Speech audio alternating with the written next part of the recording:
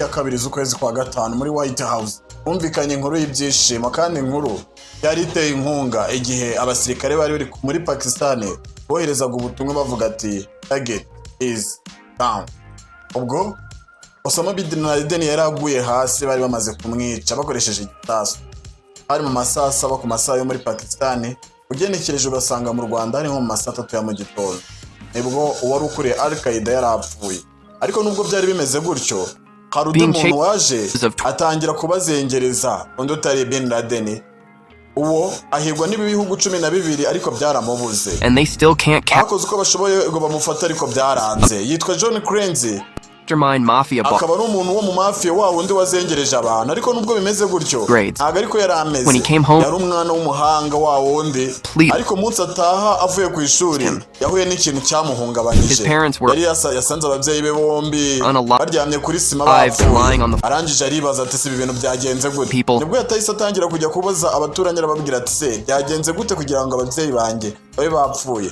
Ese ko mbona bavirirana ninde muntu wabishe. Bahise bamubwira inkuru mbi mu Kongo abetavuga ati buriya hari ikihebe cyaje hano kirangije kirabica. Ati se yabajijije iki abaturanyi be bati ntago tubizi.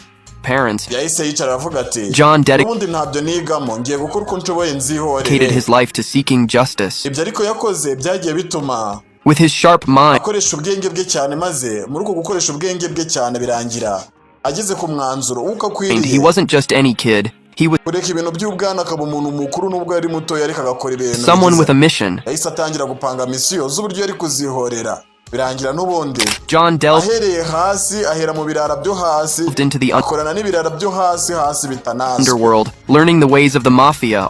Ayiga uburyo ibirara bibayeho n'abamafia kugira ngo azihore. John climbed the ranks. Ubwo rero John gukwera intego yari afite no kwihorera yaragiye arazamuka. Well-known mastermind. Ahindutse umuntu uzwi cyane w'ikirara cyari gikomeye mu gace yavukaga. In the criminal world. Noneho ibyo ntibirenga no kuba ariyo karitsiye yavukagamo gusa ahubwo amenyekana mu rwego rw'isi yose. Always one step ahead.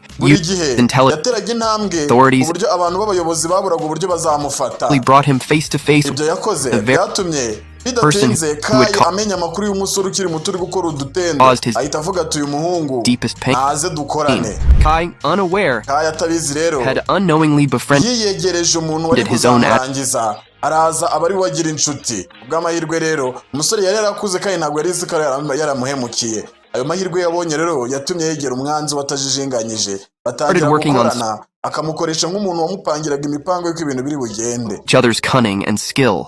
Ubwo buhanga bwe yari afite bwatumye their trust in each other solidified. Amwizera aravuga ati uyu muntu ndamwizeye azampereza. It wasn't long before they were more than atangire kudufaranga dukeya amukoresha utumisiyo dukeya ariko birangira bafasha amafaranga. Just allies. They became partners in bahinduka abakozi bahinduka inshuti bahinduka abantu bakorana celebrating their successes. Araje rero umunsi umwe baragenda bajya guserebura baravuga ati tugende tujye muri club tunywa gacupa kubwiye intego nziza twagezeho. Ariko umusore yari ataragera ku ntego cyangwa ngo yihorere kuri oka. Most vibrant clubs. Now at this moment, John felt that Kai strongly trusts him, and it is the moment to take his revenge. While hanging out in a club, John and Kai were sharing laughs and drinks. This is where John had set up the end of Kai. He was about to give a signal to unalive him. That's when the bombshell dropped. The man next to him, who John had been plotting against, thinking he was Kai, leaned in and spilled a secret. He wasn't the real Kai at all, but just someone working for him. This was huge news. And it hit John like a lightning bolt. All this time he thought he was getting close to his enemy, but he was just getting to know one of his helpers. umukorera could have ari been we mad, but yiyegereza instead, ibyo byaramurakaje Holden changed, ariko ahita avuga ati ni amahirwe mbonye yuko ntahubutse ngo nkore ikintu nzicuza staying patient and ubwo rero reka nkomeze nitegereze could get nihangane even uyu muntu azanyegereza kuri Kai n'ubundi namara real Kai. kunyizera After that revelation, nyuma y'ibyo John had been thinking about this, John yakomeje kugenda atekereza so that the name of the aravuga ati Kai se is Marco. uyu muntu yitwa nde Night, yaje kumenya ko after uwo muntu wari warigize Kai yitwaga Marco stepping out of the club, John casually asked Marco that why sasa is Kai hiding yahise amubaza himself bamaze kuva muri club aramubwira ati se bimeze gute kubera iki Kai atajya yigaragaza when he has such a strong ndahita amubwira ati base in the Kai ntago ashobora criminal kwigaragaza world. Marco told him that there's a German mafia group led by a man named Finn, hari umugabo witwa Finn wari uyoboye ibirara byo mu bwa twice as by'abongereza deadly as him. ubwo rero For yifuzaga cyane ko Kai Years there apfa had been a conflict going ubwo rero bahari ibintu batumvikanaga aravuga ati uko byagenda kose ntago on between Kai yahita yigaragaza kano kanya kandi both the Finn w'umudage n'ikipe bashaka kumwica groups, and both wants to destroy each other. So, because of this conflict, Kai can't step into the light. ntago rero As Kai yagaragaraga mu rumuri yatumaga abandi bantu bakigira wari his life's on the katariwe line every second. buri gihe yakoraga uko ashoboye kugira ngo John's abaho mind started racing. He ibyo byatumye noneho John atangira gutekereza cyane will be atangira gupanga ukuntu azarangiza unalive, Kai but there was still a ariko ikibazo cyari Knew kigihari what yaribazaga hiding, ati Kai yihishe thinking, nzamumenya an gute idea, nzamubona and gute that if he unalives Finn, he will automatically gain the trust of yahise avuga ati uko byagenda kose rero Kai. uwo Finn utera ubwoba Kai And- ngiye kumurangiza nimara kurangiza uwo Finn Kai won't hide Kai azahita avuga ati umuntu wari umangayishije kurusha abandi watumaga ntigaragaza arapfuye anymore. ahita avuga ati uko byagenda kose uwo Finn rero So John made a whole plan John yahise afata umupanga aravuga ati uwo Finn ngiye kumurangiza and Kai angirira icyizere executed it. After unaliving the whole ibyo byose amaze kubikora stood in yahereye kuri groupe y'uwo wese thing that provoked John arangije araza into deep thought. Finn asked John why did he wanted to kill him. John yahise aza John looked atangira kwica ashaka kwica toward the gun and looked straight into Finn's eyes and said, Finn to earn Kai's trust. yahise amubwira ati rero ni usasa agiye kumurasa agiye kurasa Finn yahise amubaza ati urashaka kunyicira iki ko nta kibazo mfitanye nawe undi ahita avuga ati ngiye kukwica kugira ngo Kai azanyizere And immediately shot him. ahita amurasa After this nyuma incident, y'icyo kibazo cyabaye John became the most popular John yahise aba umuntu w'icyamamare abadage baramumenya isi yose iramumenya person in underworld. Every mafia group in the world started abantu bose fearing b'abamafiya b'ibirara b'ibyihebe ku isi John batangiye kuzajya bavuga John bakavuga ati uwo muntu wahangaye Finn ari hejuru as he cyane ended the whole group of the man who ruled the underworld for a decade. The next day, impamvu rero ni kubera ko Finn yari amaze imyaka myinshi cyane ayobora ibintu by'ibirara kandi yarafatishije bamutinya John returned to his base. John rero yaragarutse ataha iwe Marco came to him Marco araza kumureba and said something for which aramubwira he had been waiting for so long. amubwira ijambo yari ategereje kumva igihe kirekire Marco told John Marco yabwiye John that Kai wanted to meet him. amubwira ko John yifuje guhura nawe John smiled John araseka John as he was getting closer to kubera ko yari yizeye ko agiye kwegera umuntu w'umwanzi wari waramwangirije ubuzima his destination and immediately agreed on ako kanya ahita abyemera aravuga ati Marco's Marco request. icyifuzo cyawe They ndacyemeye both went to a secret base bombi bagiye ahantu h'ibanga where Kai had been ahantu hiding Kai yari all yihishe this time.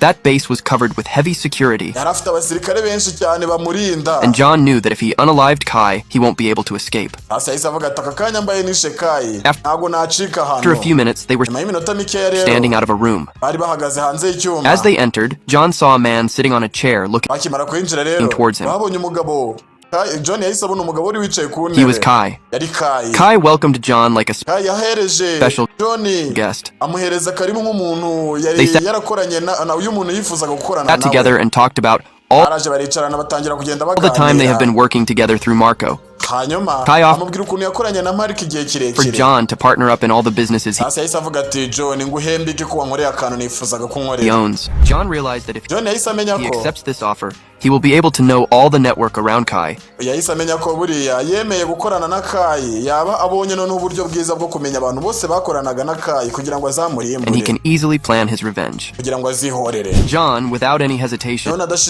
adashinjiganyije cyangwa ngo ashidikanye accepted this offer. yahise yemera ibyo Kai yari amuhaye A month passed, haciyemo and ukwezi John gained control over all the network around John yari yamenye amakuru yose y'ukuntu Kai yakoraga Kai. He knew that if he had to unalive Kai, he would have to break that network first. yahise amenya ko burya kugira ngo azice Kai yari uko yaragombaga kubanza guhagarika abantu bose bakoranaga nawe When everyone trusted him, abantu bose he began baramwizeraga executing his plan, umupango we rero atangira kuwushyira mu bikorwa steadily unaliving all the important people in yaraje yica abantu b'ingenzi cyane bose ba Kai Kai's circle without becoming a suspect. nta muntu n'umwe umuketse, nta muntu wari kumukeka kubera ko n'ubundi nta muntu watekereza ko umuntu nk'uwo w'inyangamugayo, umuntu nk'uwo wari uzwi yashoboraga gukemukira Kai kandi Kai yaramwizeraga. Kai, in panic, Kai rero byaramucanze, called John to ahamagara John discuss all these kugira ngo baganire ku bibazo amutiza ibitekerezo by'uko yabigenza, problems he had been facing. As John entered John rero yahise yinjira kwa Kai's Kai office, a few most important people of Kai's abantu b'ingenzi bakeya bari bari aho, businesses, including Kai and Marco, Marco na Kai bari bahari, were sitting and waiting for him. bamutegereje kugira ngo abagire inama y'icyo yakora kubera ko abantu bose bakoranaga na Kai bari bari gupfa. Kai was about to say something. Kai yendaga kuvuga ikintu, John pulled out his John ahita afata imbunda arayimutunga gun and unalived all the people in the room, ahita agenda yica abo bantu bose bari bari kumwe no mu cyumba hamwe na Kai except keretse Kai. Kai wenyine. Kai looked at him in Kai yaraje arikanga, shock aravuga ati simane yanjye uyu muntu nizeye gutya ni guta ntunga imbunda ari mu mikino, and wasn't able to believe his eyes. ariko ntabwo yizeraga ibyo yabonaga n'amaso. John, the guy he trusted the most, umuntu yizeye kurusha abandi was the bose one behind all yari we muntu wari inyuma y'ibyo byose byo kumwicira abantu bose bakoranaga. He asked John Yasabye John why. aramubaza ati kubera iki. John told him John yamubwiye ko his past story and inkuru ye yose arayimubwira muhera how Kai destroyed his ukuntu life. Kai yagiye amwangiririza ubuzima, kwiga akabihagarika akajya mu burara kandi akamwicira ababyeyi. Kai said that John had destroyed everything that Kai made over all his yarababaye nawe aravuga ati ntawe ariko wanyangirije ibintu byose nagezeho mu buzima bwanjye, life, and he pleaded with John to arangije areza end his suffering as well. aramubwira ati n'ubundi nyica ndashaka gupfa.